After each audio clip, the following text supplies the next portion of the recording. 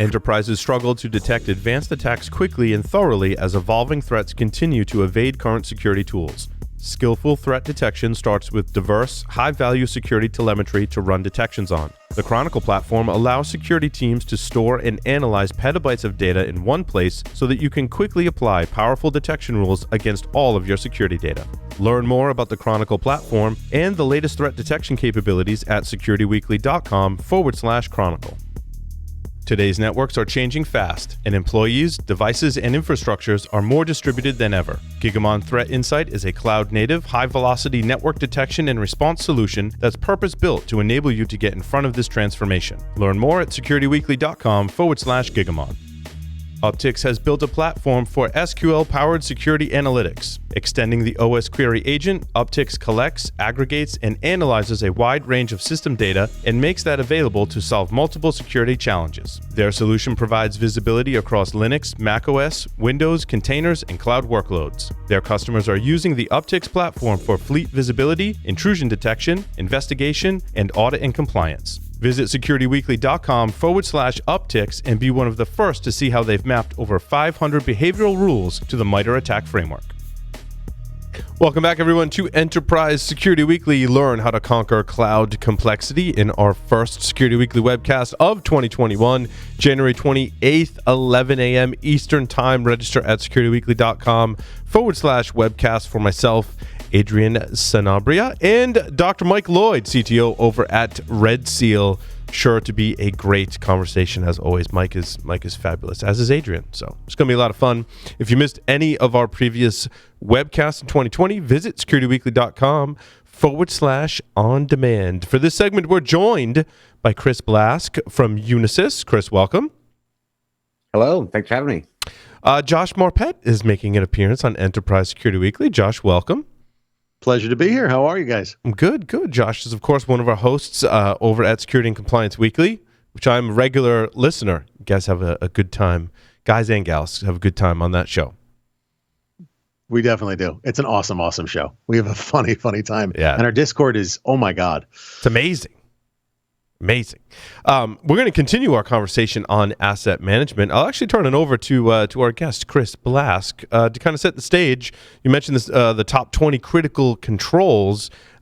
Chris, what's your take on asset management?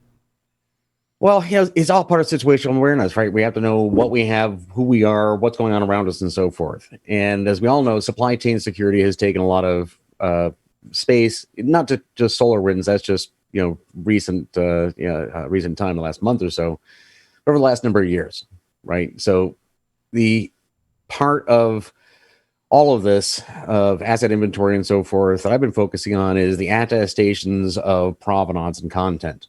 Software bill of materials, where custody, where have things been, who's had them, what was done to them, how they get to the state they're in by the time they get to me. And I think that multiple components of this have been evolving quite well. I think the state of things going through 2020 with all of its challenges, some of which actually helped accelerate certain parts of this. And into 2021, we're going to see a lot of very significant changes in how we look at our awareness of what it is we have.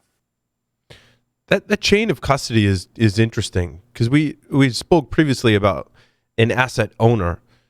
But it's not just the owner of that asset. It's everyone that interacts with those assets and who those assets interact with. And that's just not one owner. Like, it's not the owner, it's the user.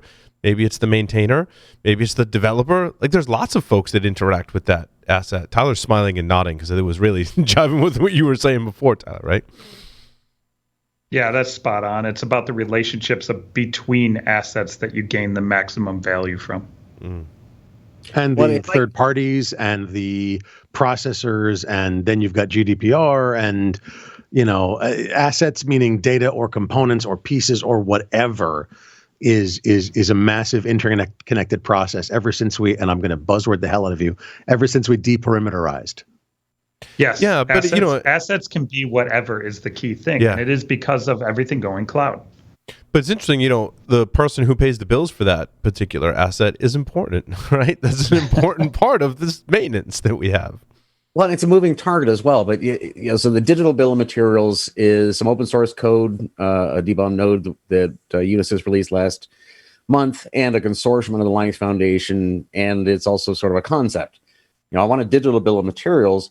It's a bunch of digital attestations that I can put together in a reasonable time, all at once, that say what's in this, where it came from, who touched it, and whatnot.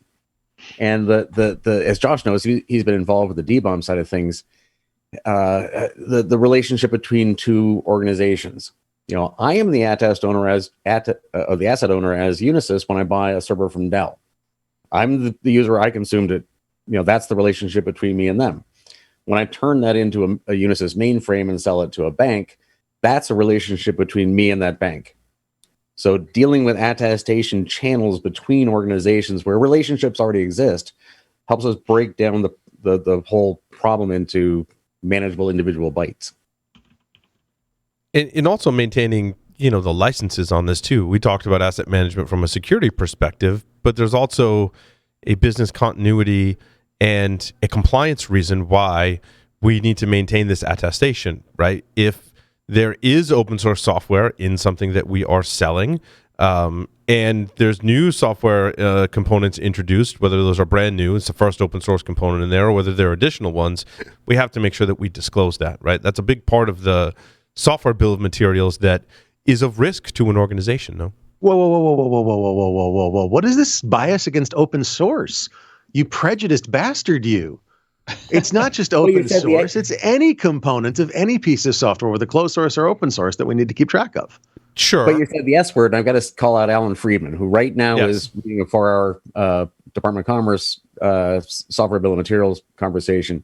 And as Alan's taken to saying, there's a DBoM hole in every SBoM conversation. DBoM is how you move things. All right. So for those of us, I'm familiar with SBoM, software bill of materials, but DBoM is new to me. If you could help me with that acronym.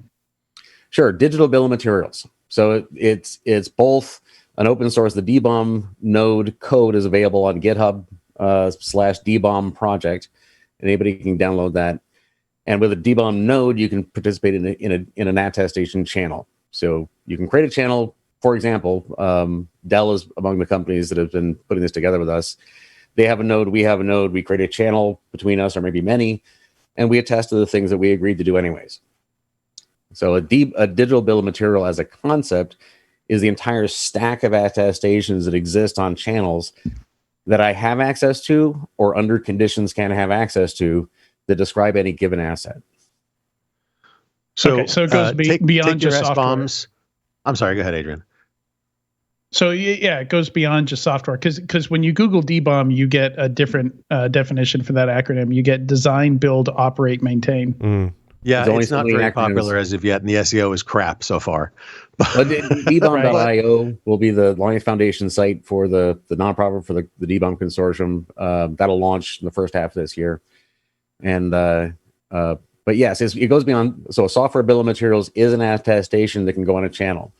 So is a vulnerability notice. So is an IOC. So is a hardware bill of material. So is, to the point a moment ago, who touched that piece of software, what they do with it, who are they, where they come from. As much detail as you'd like between I've got to say it.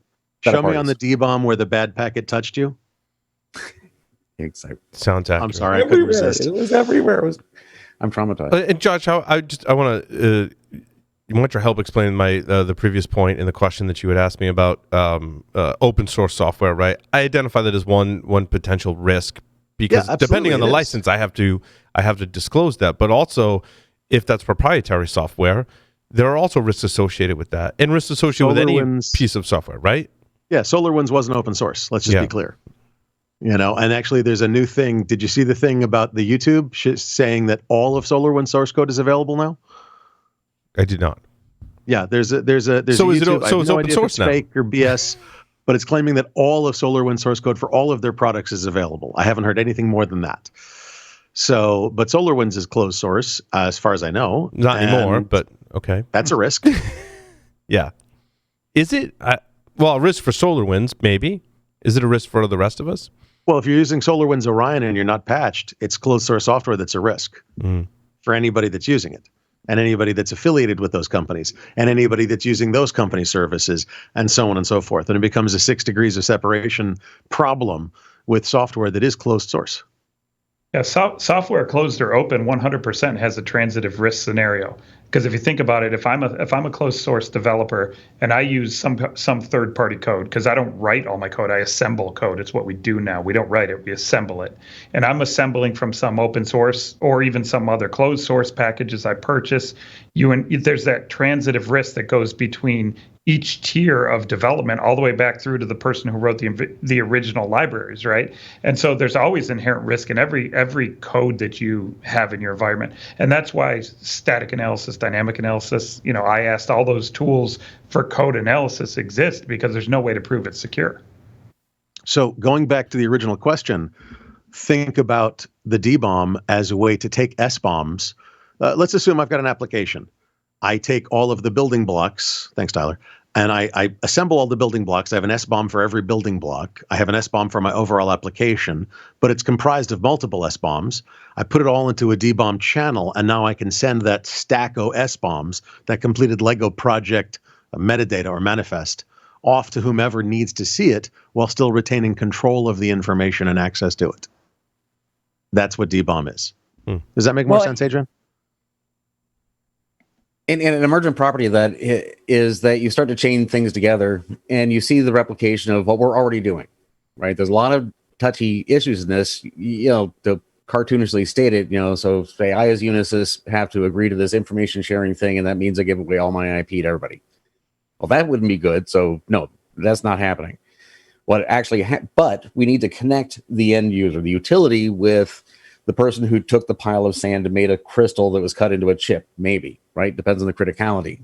As you get into the issues, as you're all discussing, as Alan, a whole bunch of people are discussing right now about SBoMs, you can go all day, as we know, as practitioners and professionals. And in each case, we'll go as far as is prudent. So DBoM just allows you to say, here's the relationship, here's exactly where we're attesting to. Contract language becomes important. You agreed to do this, and better yet, automate it. I'm curious how go ahead, Adrian. Yeah, I'm just curious more about the consortium. I can't pronounce it today for some reason. Thank you. Attestation is a tongue twister too. There's a drinking game. Yep. Yeah.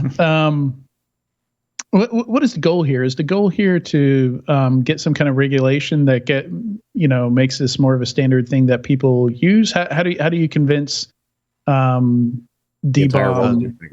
adoption? The goal is to get the poster from behind you. I want the poster of the Knoxville B-sides. That's just way too awesome, dude. No.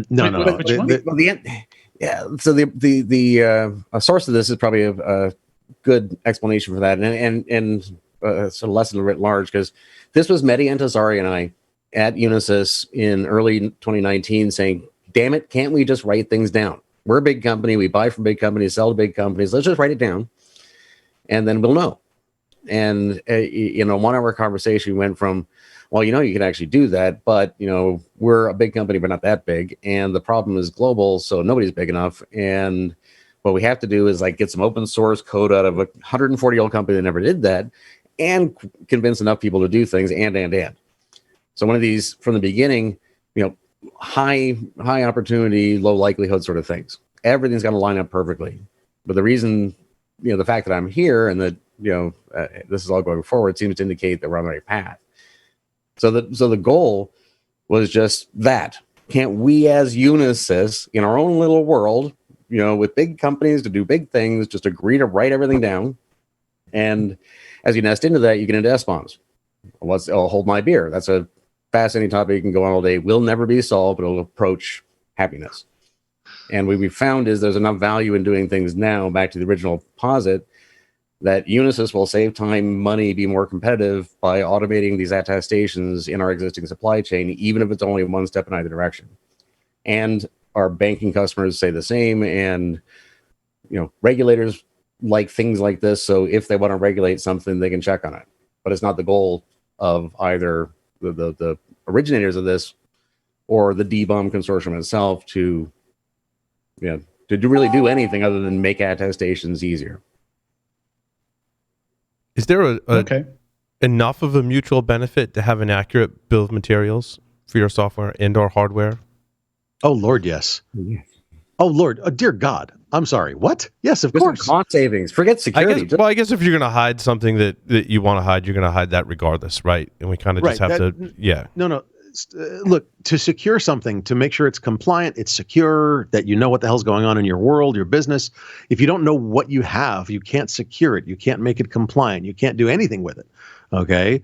So, irrespective, like what do you start with? An asset discovery scan. Then you go into vuln scanning. Then you go into pen testing. Then you go into where does it meet all our policy regulations and everything else. But you start with knowing what you have. If you don't know what you have, you're screwed. And you can't even do a proper vuln scan if you've got code obfuscated, encoded, hidden. We touched on provenance. Sorry, custody, but in toto, call out to Santiago Torres, another Linux Foundation project that a number of the financial and major software vendors have focused on in supply chain over the last couple of years. And in toto is all about custody. You've got this piece of code, you gave it to this person, this organization. How do I track that all down the line? From a DBoM perspective, that's creating a lot of attestations, right? So it's in the value.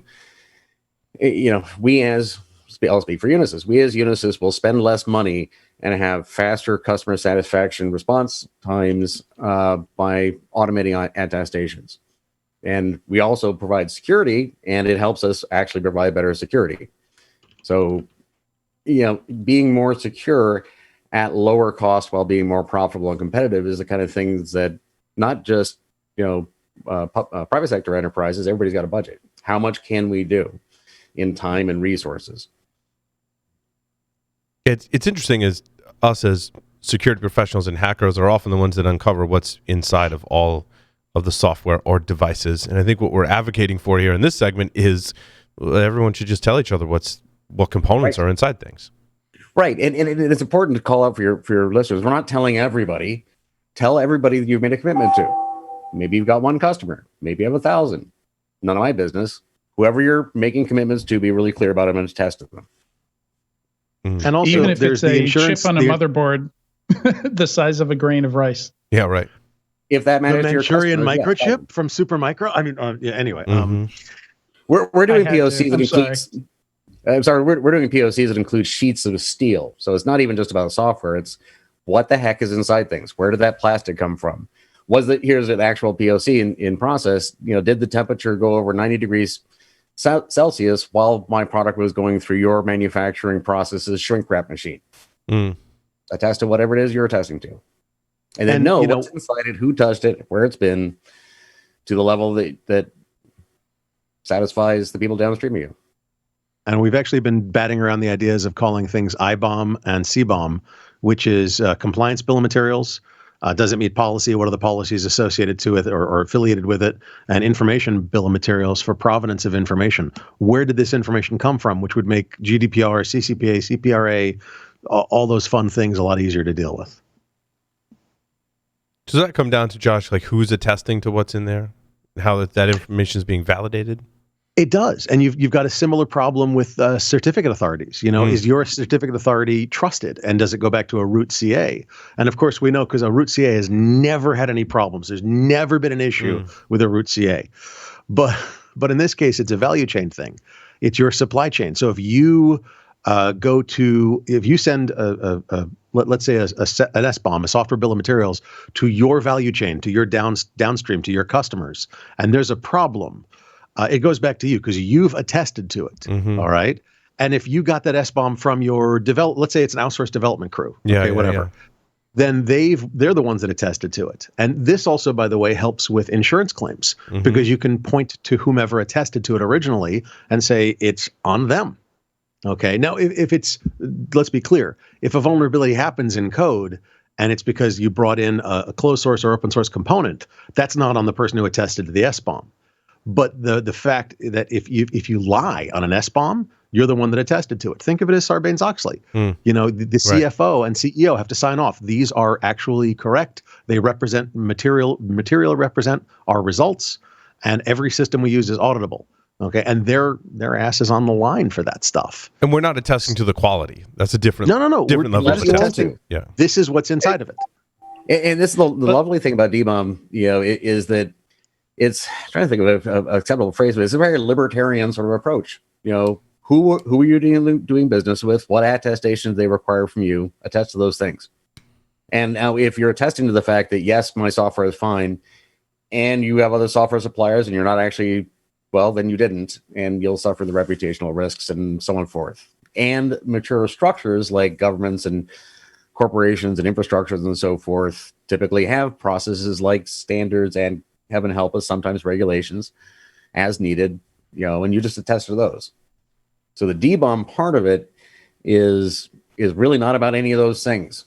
In the SBoM call that I'm going to be talking about DBoM in a few minutes after this on, and the whole point is the DBoM folks are just here to listen and find out what you want to share, attest to, and that's that.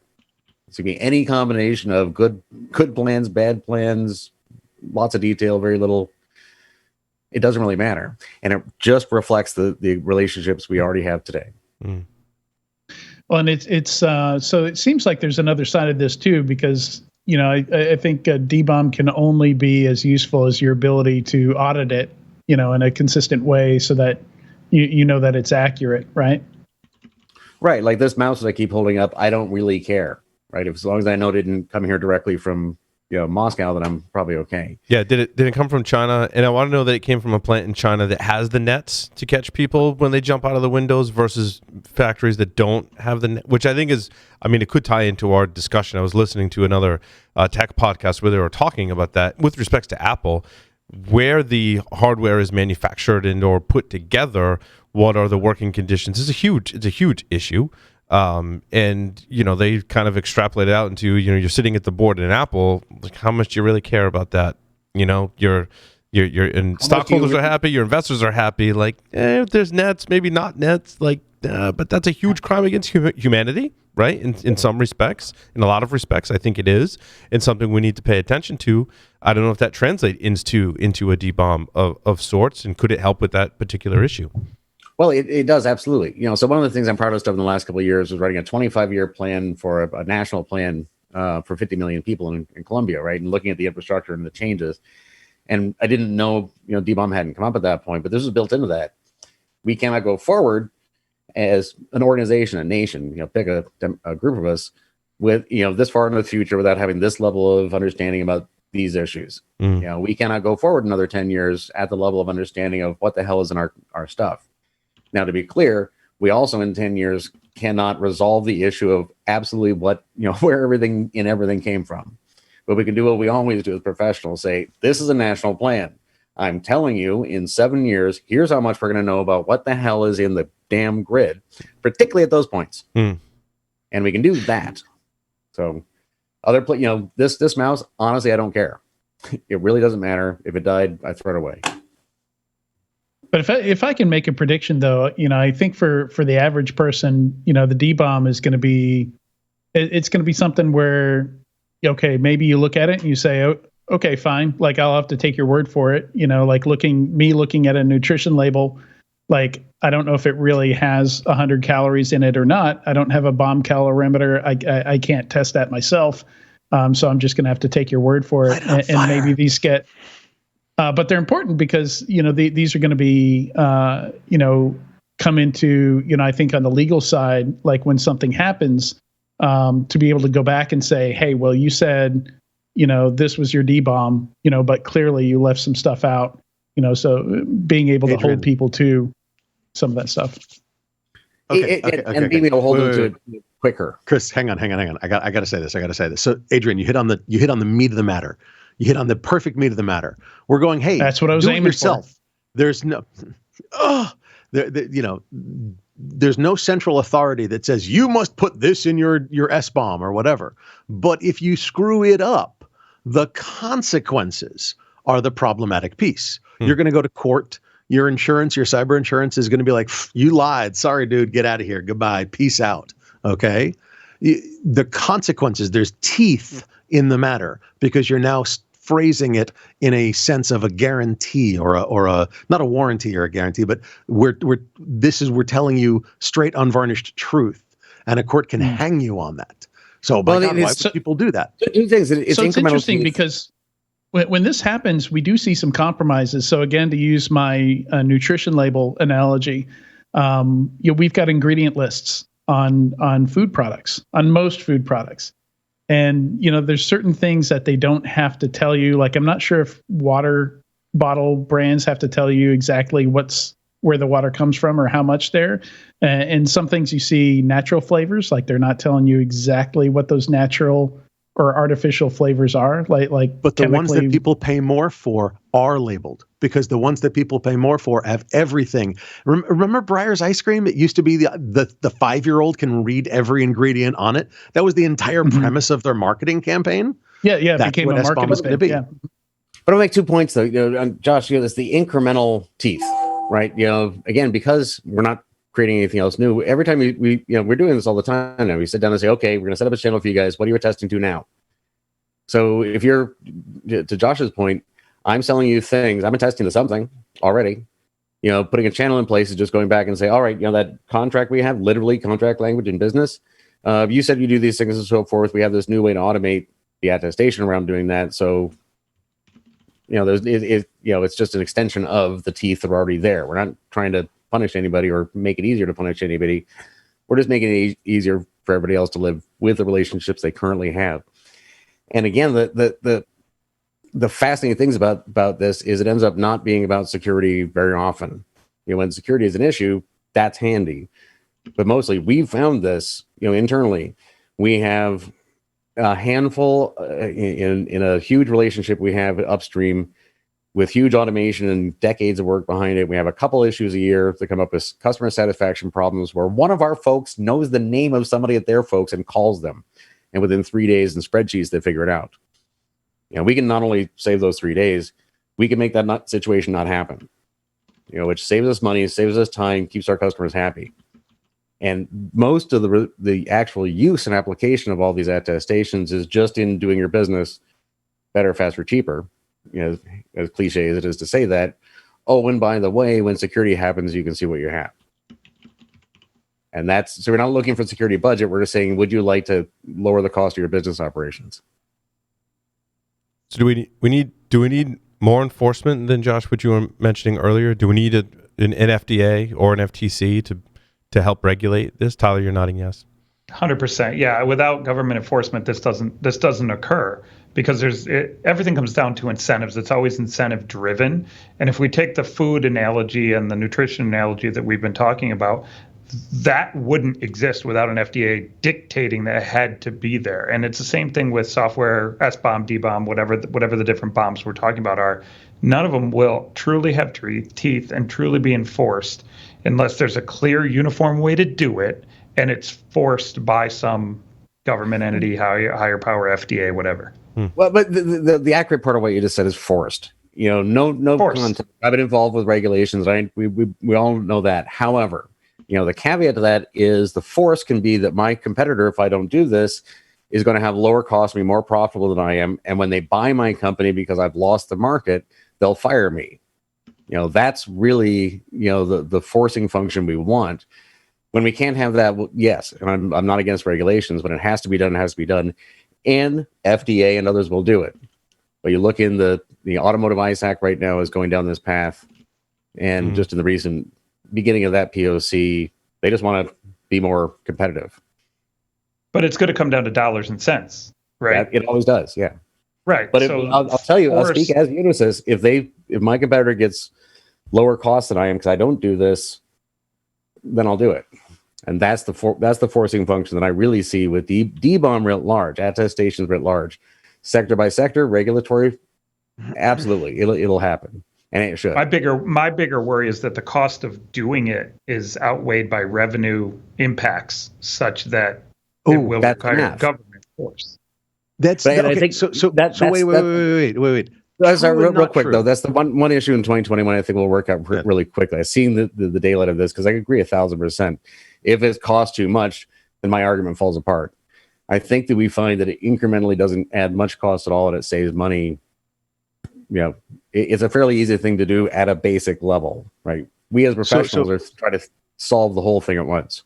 which is expensive. Chris, back up.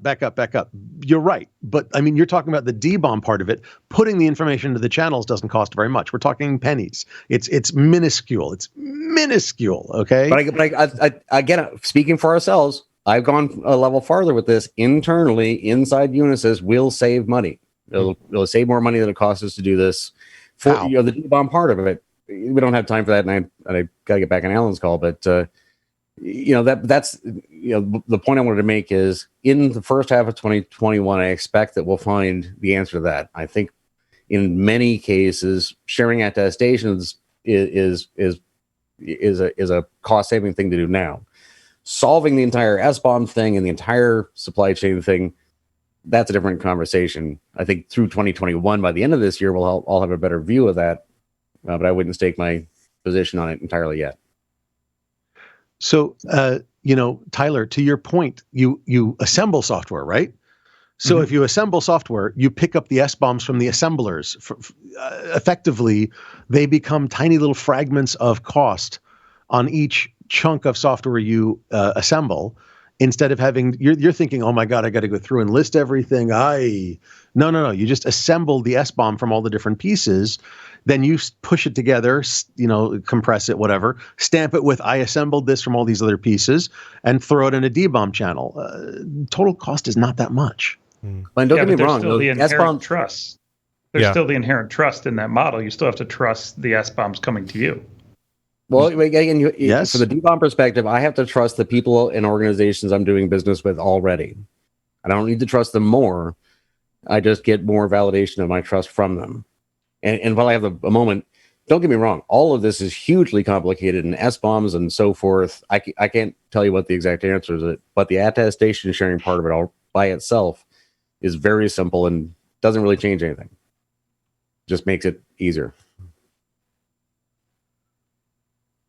Well, Chris, Josh, thank you very much for joining us today on Enterprise Security Weekly. Great discussion. Absolute pleasure. Great show. Thank you, everyone, for listening and watching. We'll see you next time on Enterprise Security Weekly.